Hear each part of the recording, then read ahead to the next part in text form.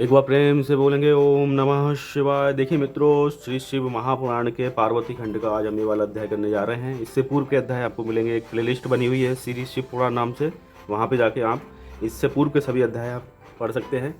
तो देखिए ये वाला अध्याय करते हैं प्रारंभ।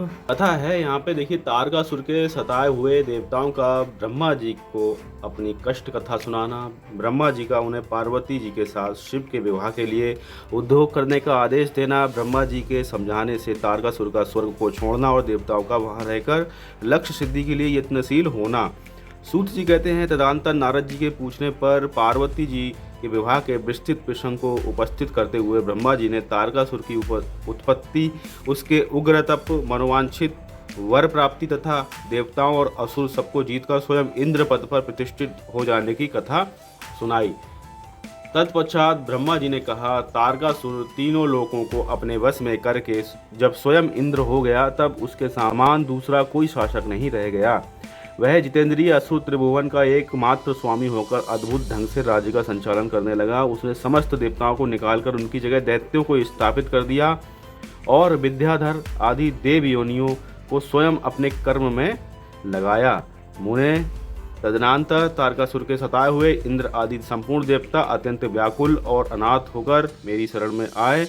उन सब ने मुझ प्रजापति को प्रणाम करके बड़ी भक्ति से मेरा स्तवन किया और अपने दारुण दुख की बातें बताकर कहा, प्रभु आप ही हमारी गति हैं, आप ही हमारे कर्तव्य का उपदेश देने वाले हैं और आप ही हमारे दाता और उद्धारक हैं। हम सब देवता तारकासुर नामक अग्नि में जलकर अत्यंत व्याकुल हो रहे हैं। जैसे सन्निपात रोग में प्रबल औषधि भी निर्बल हो जाती हैं, उसी प्रकार उस असुर ने हमारे सभी क्रूर उपायों को बलहीन बना दिया है। भगवान विष्णु के सुदर्शन चक्र पर ही हमारी विजय की आशा अवलंबित रहती है, परंतु वह भी उसके कंठ पर कुंठित हो गया। उसके गले में पड़कर वह ऐसा प्रतीत होने लगा मानो उस असुर को फूल की माला पहनाई गई हो। मुने देवताओं का यह कथन सुनकर मैंने उन सब से समयोचित बात कही। देवताओं, मेरे ही वरदान से दैत्य तारकासुर इतना भयंकर बढ़ गया है, अतः मेरे हाथों ही उसका वध होना उचित नहीं। जो जिससे पलकर बड़ा हो उसका उसी के द्वारा वध होना योग्य कार्य नहीं है। विष के वृक्ष को यदि स्वयं सींच कर बड़ा किया गया हो तो उसे स्वयं काटना अनुचित माना गया है। तुम लोगों का सारे कार्य करने के योग्य भगवान शंकर हैं, किंतु वे तुम्हारे कहने पर भी स्वयं उस तारकासुर का सामना नहीं कर सकते। तारक दैत्य स्वयं अपने पाप से नष्ट होगा। मैं जैसा उपदेश करता हूँ तुम वैसा कार्य करो।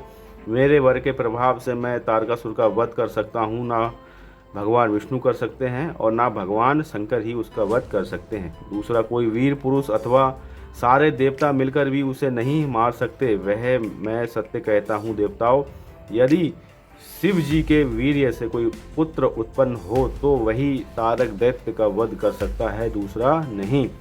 सुर श्रेष्ठ गण, इसके लिए जो उपाय मैं बताता हूँ उसे करो। महादेव जी की कृपा से वह उपाय अवश्य सिद्ध होगा। पूर्व काल में जिस दक्ष कन्या सती ने दक्ष के यज्ञ में अपने शरीर को त्याग दिया था, वही इस समय हिमालय पत्नी मेनका के गर्भ से उत्पन्न हुई हैं। ये बात तुम्हें भी विदित ही है। महादेव जी उस कन्या का पाणिग्रहण अवश्य करेंगे। तथापि देवताओं, तुम स्वयं भी उसके लिए प्रयत्न करो। तुम अपने यत्न से ऐसा उद्योग करो जिससे मेनका कुमारी पार्वती में भगवान शंकर अपना वीर्य का आदान कर सकें। भगवान शंकर ऊर्ध्वरेता हैं, उनका वीर्य ऊपर की ओर उठा हुआ है। उनके वीर्य को प्रखलित करने में केवल पार्वती ही समर्थ हैं। दूसरी कोई अबला अपनी शक्ति से ऐसा नहीं कर सकती।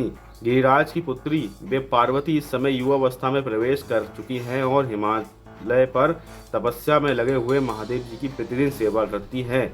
अपने पिता हिमवान के कहने से काली शिवा अपने दो सखियों के साथ ध्यान परायण परमेश्वर शिव की साग्रह सेवा करती हैं। तीनों लोकों में सबसे अधिक सुंदरी पार्वती शिव के सामने रहकर प्रतिदिन उनकी पूजा करती हैं। तथापि वे ध्यानमग्न महेश्वर मन से भी ध्यानहीन स्थिति में नहीं आते, अर्थात ध्यान भंग करके पार्वती की ओर देखने का विचार भी मन में नहीं लाते। देवताओं, चंद्रशेखर शिव जिस प्रकार काली को अपनी भार्या बनाने की इच्छा करें, वैसी चेष्टा तुम लोग शीघ्र ही प्रयत्न पूर्वक करो। मैं उस दैत्य के स्थान पर जाकर तारकासुर को बुरे हट से हटाने की चेष्टा करूंगा।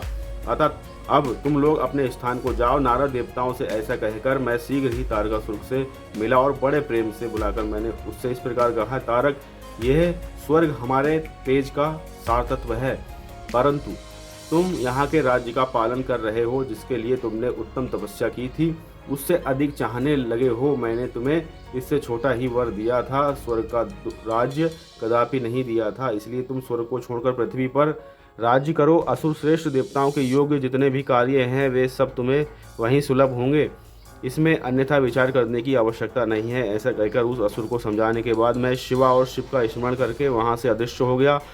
तारकासुर भी स्वर्ग को छोड़कर पृथ्वी पर आ गया और शोणितपुर में रहकर वह राज्य करने लगा। फिर सब देवता भी मेरी बात सुनकर मुझे प्रणाम करके इंद्र के साथ प्रसन्नतापूर्वक बड़ी सावधानी के साथ इंद्रलोक में गए।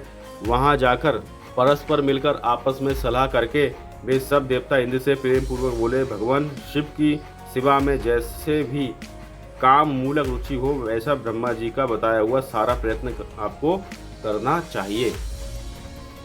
इस प्रकार देवराज इंद्र से संपूर्ण वृत्तांत निवेदन करके वे देवता प्रयत्न पूर्वक सब और अपने अपने स्थान को चले गए।